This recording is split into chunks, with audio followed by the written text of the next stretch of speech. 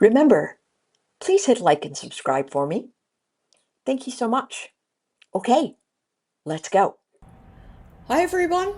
Today is October the 23rd. It is a Thursday. My name is Anne-Marie Band, and this is the Moneyball Morning Report for the Benzinga Pro platform. Charts brought to you by TrendSpider and Gamma Analytics brought to you by MentorQ. I have not changed the API for my MentorQ, and so these gamma lines are not showing up, but the beautiful site at MentorQ gives us the information we need. Call resistance 6800 has not moved. Put support 6500 has not moved. Call resistance 6755 for the 0 DTEs. Put support for the 0 DTEs 6745. That's only 10 points apart. We've got ourselves a pretty interesting piece of information there, and what it tells us is that somebody's probably going to lose. They're going to unwind one side or the other of that, and so if we use those lines and we say, all right, here's our 6755 in the E-mini S&P, and then we use, okay, this is the Fibonacci right here, and we use 6745, we can see that we are already underneath that put support event. It's going to be the line that they very likely battle over today. You can see that they've been battling over it in the pre-market. So what are we looking at? Sideways formation broke down. Now we've got another inventory accumulation event, and that looks like it's between 6720 and 6755. We have two trend lines converging here right around this edge. Could this be a bear flag? Could it be just more sideways action? I don't know, but here's the thing, from a seasonality perspective, and many of you know that I use TradeWave for that seasonality information, that gives us something that says until the 27th, which is Monday, we should have a rocky road and then off to the races. So next Wednesday is the Fed release, so might be a couple of days off of that, but realize these dips are probably going to get bought even if they're savage, and we remain inside of this giant box created by 2 Fridays ago, this downward flow. All right, so levels to watch. 6755 puts us up into the next box that could take us all the way to 6790. Break of 6720 sends us down into 6700 one more time and potentially lower. VWAP today, point of control today, 6706 or so, and the VWAP is 6720. Dips or buys. We had a lot of volume come in on the negative side, but we'll see, right?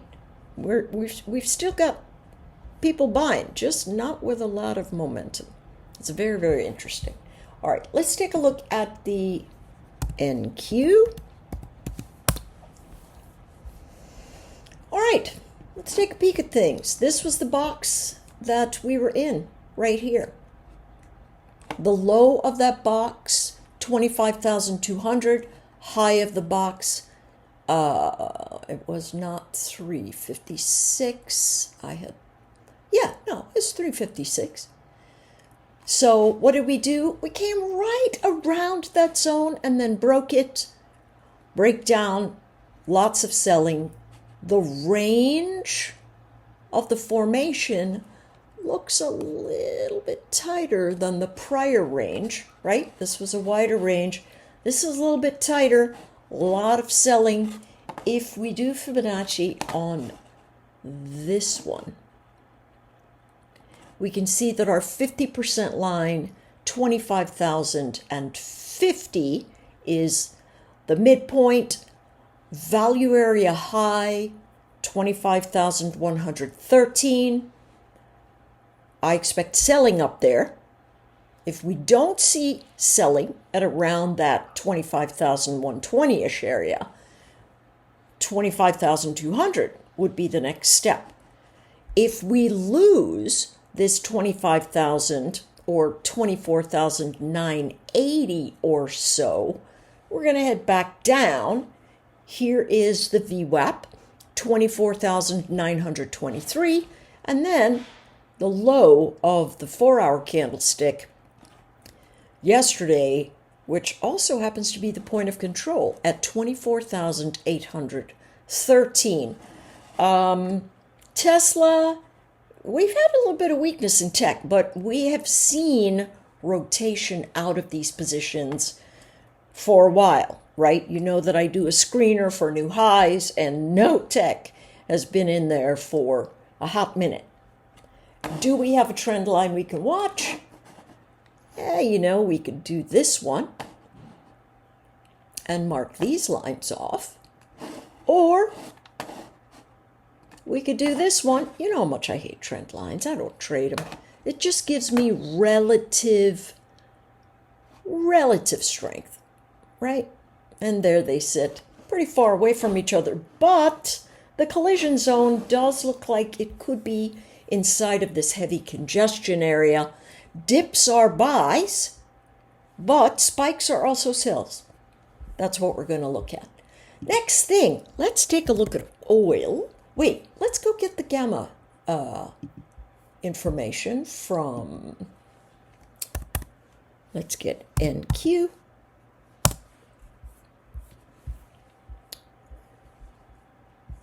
$26,000 on the big call wall, 23,750 on the put wall. We know those are not changing. Those are the same. 24,900 is now the 0DTE call wall. That has moved down. Look at where put support is. 25,000. These guys are upside down. These guys are upside down in their positioning. It's going to cause a lot of volatility as they're trying to right the ship. Bananas. See how it says high vol? High vol environment. High vol environment puts these guys off kilter and they move on tilt. Man, that's rough. Okay, let's look at CL while we're at it here.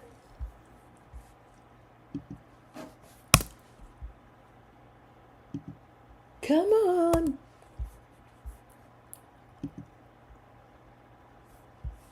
All right, let's try CL again. CL. Oh, for heaven's sakes. CLC25. Not giving it to me. Bummer. All right. We don't know what the call wall is sitting in there for that one, but we know it was up at 65 yesterday, and I said, fellas, these guys have got something going on, because the put wall was almost right on top of price, and the call wall was way up here at 65. So, as always, somebody always knows something, right? Somebody always knows something. Right now, massive move up. Listen, we had talked about these commodity technical advisors and systematic advisors being very bearish. To me, this is a squeeze, right? Frontline resistance at 62, bearing out. Of course, this information is coming from Sidekick, are the AI component inside of TrendSpider. And so this bounce action up here, very nice major resistance. The 61 area, look at all the heavy congestion. So what do we have? Dips are likely buys. However, However, what I expect to see is some really gigantic reflexive motion. One, these traders are off sides, so they have to unwind. Two, are we moving into a stagflation event, which will put an overall dampening on oil? Three, do the Saudis say, hey, let's keep going and let's see if we can quash this? Or do we end up having ourselves just a massive run to the upside in oil? I don't know, but what I can see is very high volatility. Very, very high volatility. Sidekick says 62 is the edge.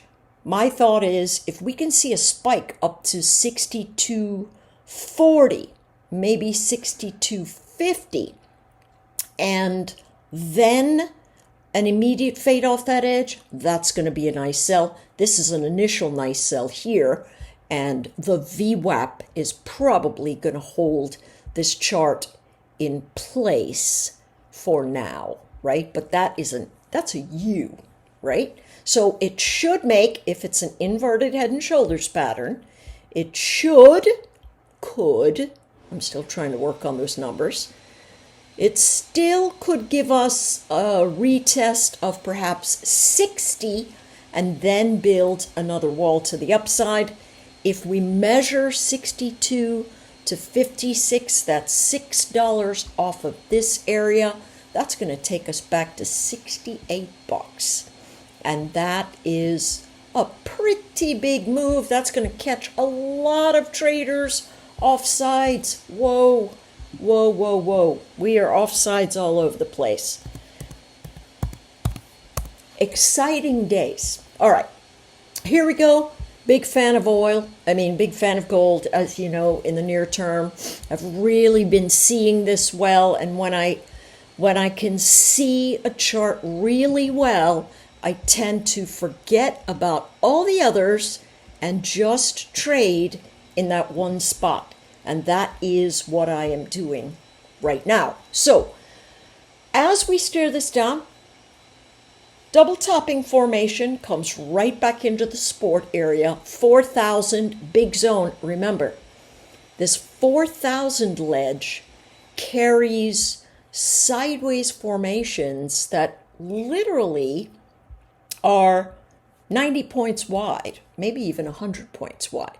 And so what we are seeing is we move from 4,000 to 4,128, where we are right now, which gives us, 100, more than 100 points from that 4,000 level. The top of the range I see 4,170.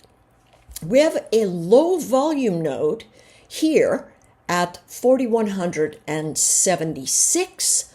Ideally, I'm going to look to see if I can find a short in this environment. Right at the top of this range. Old resistance, new support. I expect them to wick it out and then pull back. What is trend? Negative in terms of near term. What is momentum? Negative. Very negative. And so what we're staring down is a relief pressure event. The selling is going to resume. In my mind, I suspect the selling to resume. So what do we have ahead? Baseline event, a test of 40.20. Right now, it's in an upward thrust. So there's bullish action here into 4,200 likely, unless we lose this 4108, somewhere around there, right? Here's the 4108 zone. That's the anchored VWAP from a couple of days past, 4108 to 4100. That's what's going on. But dips are buys. They're moving out back into this pocket of consolidation. that occurred on October the 14th. This is the area we've been looking at for 1, 2, 3 days. It's going to matter. It is definitely going to matter. All right. Woo! Exciting times. It's very nice when the market is doing all kinds of things. All right. Oh, wow. Look at that. That trend line just about held. What was the base? 662. Look at how the anchored VWAPs from the TrendSpider event gives us really a pretty range pocket of support at $662.76 here on SPY. Old support, resistance that became support, that sits as resistance and is now trying to define itself by either support or resistance, is in play right now, right? If we cannot keep above $667 and maybe 40 cents, I suspect we've got ourselves downward flow. Where is that? Look at the wide range of consolidation here. Very big pocket in this region between 660 and 667. So that's very wide. That is very, very wide. Lots of noise, lots of wicks. Welcome to the new age of volatility. Tremendous amount of wick action. Be very careful.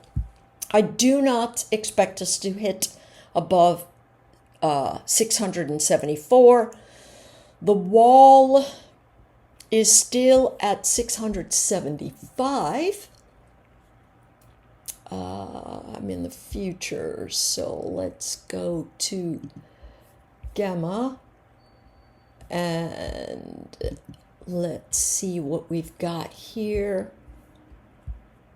All